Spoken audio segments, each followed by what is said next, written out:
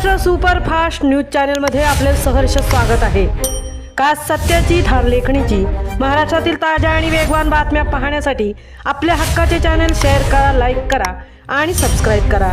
धन्यवाद। राजकीय हस्तक्षेपाने महामार्गाचे 3 ते 13 टक्केवारीच्या राजकारणामुळे कोकणचा विकास ठप्प। राज ठाकरे। तिसरी मुंबई स्थानिकांच्या किती उपयोगाची? जमीन गेली मग रोजगार कुठे? मुंबई गोवा महामार्गाच्या रखडलेल्या कामावरून महाराष्ट्र नवनिर्माण सेनेचे अध्यक्ष राज ठाकरे यांनी राज्यातील सत्ताधाऱ्यांवर जोरदार टीका केली।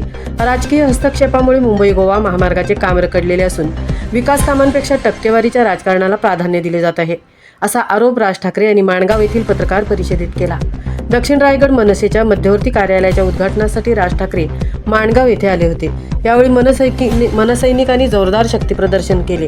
पत्रकार परिषदेत त्यांनी कोकणातील रखडलेले रस्ते, मुंबई गोवा महामार्ग, तिसरी मुंबई, जमीन संपादन, स्थानिक रोजगार आणि कोकणच्या विकासाच्या प्रश्नांवर परखड भूमिका मांडली। खराब रस्त्यांमुळे कोकणचा विकास खुंटला। मुंबई गोवा महामार्गाचे काम अनेक वर्षांपासून रखडले आहे। खराब आणि अर्धवट रस्त्यांचा फटका कोकणातील व्यापार, पर्यटन, शेती, उद्योग तसेच सर्वसामान्य नागरिकांना बसत असल्याचे राज ठाकरे यांनी सांगितले।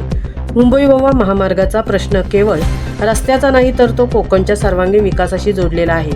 महामार्गाची कामे रखडल्याने कोकणच्या विकासाला मोठा अडथळा निर्माण झाला आहे, अशी भूमिका त्यांनी मांडली। महामार्गाच्या कामात राजकीय हस्तक्षेपाचा आरोप। महामार्गाच्या रखडलेल्या कामामागे राजकीय हस्तक्षेप असल्याचा आरोप करत राज ठाकरे म्हणाले की मंत्री आणि आमदारांच्या हस्तक्षेपामुळे महामार्गाचे काम अपेक्षित वेगाने पूर्ण झाले नाही। विकास कामांपेक्षा टक्केवारीचा विचार केला जात असल्याने कामे रखडत आहेत, असा आरोप त्यांनी केला। महामार्गाच्या कामातील अडथळ्यांबाबत केंद्रीय मंत्री नितीन गडकरी यांनीही ठेकेदार आणि स्थानिक राजकीय हस्तक्षेपांचा संदर्भ दिल्याचे राज ठाकरे यांनी नमूद केले। तिसरी मुंबई स्थानिकांच्या किती उपयोगाची? पेण परिसरात प्रास्ताविक असलेल्या तिसरी मुंबईच्या विकासावरही राज ठाकरे यांनी प्रश्नचिन्ह उपस्थित केले। मोठमोठे प्रकल्प, उद्योग आणि परकीय गुंतवणूक आल्यास त्याचा प्रत्यक्ष फायदा स्थानिक तरुणांना किती मिळणार, असा सवाल त्यांनी केला। स्थानिक तरुणांना रोजगाराच्या संधी मिळण्यासाठी कौशल्य प्रशिक्षण आणि रोजगाराभिमुख शिक्षणाची गरज असल्याचे त्यांनी सांगितले। अन्यथा बाहेरून येणारे प्रशिक्षित मनुष्यबळ रोजगारांच्या संधी घेऊन जाईल आणि स्थानिक तरुण रोजगाराच्या प्रतीक्षेत राहतील, असा इशाराही त्यांनी दिला। जमीन स्थानिकांची, रोजगार मात्र बाहेरच्यांचा। कोकणातील विविध विकास प्रकल्पांसाठी स्थानिकांच्या जमिनी संपादित केल्या जात आहेत, मात्र जमीन गेल्यानंतर त्या कुटुंबांना कायमस्वरूपी रोजगार किंवा आर्थिक स्थैर्य मिळते का, असा सवाल राज ठाकरे यांनी उपस्थित केला। कोकणातील लोकांनी विकासासाठी आपल्या जमिनी दिल्या, मग त्या बदल्यात स्थानिकांना रोजगार आणि नोकऱ्या का मिळत नाहीत, असा प्रश्न त्यांनी उपस्थित केला।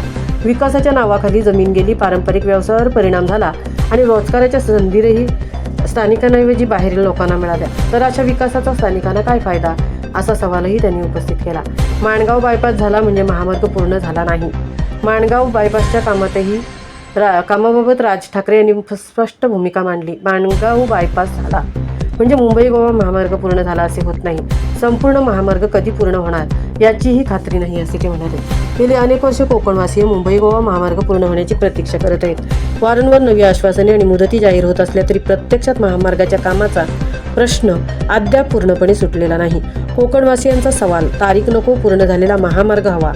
मुंबई गोवा महामार्ग हा कोकणाच्या आर्थिक आणि पर्यटन विकासासाठी महत्त्वाचा मार्ग आहे, त्यामुळे केवळ घोषणा आणि आश्वासनांपेक्षा महामार्गाचे काम दर्जेदार पद्धतीने आणि वेळेत पूर्ण करण्याची मागणी आता जोर धरू लागली आहे। राज ठाकरे यांच्या भूमिकेमुळे मुंबई गोवा महामार्ग, तिसरी मुंबई आणि स्थानिकांच्या रोजगाराचा प्रश्न पुन्हा एकदा चर्चेत आला असून विकासाचा लाभ स्थानिकांना मिळणार का, याकडे कोकणवासियांचे लक्ष लागले आहे। महाराष्ट्र सुपरफास्टसाठी सिद्धेश पवार, पोलादपूर।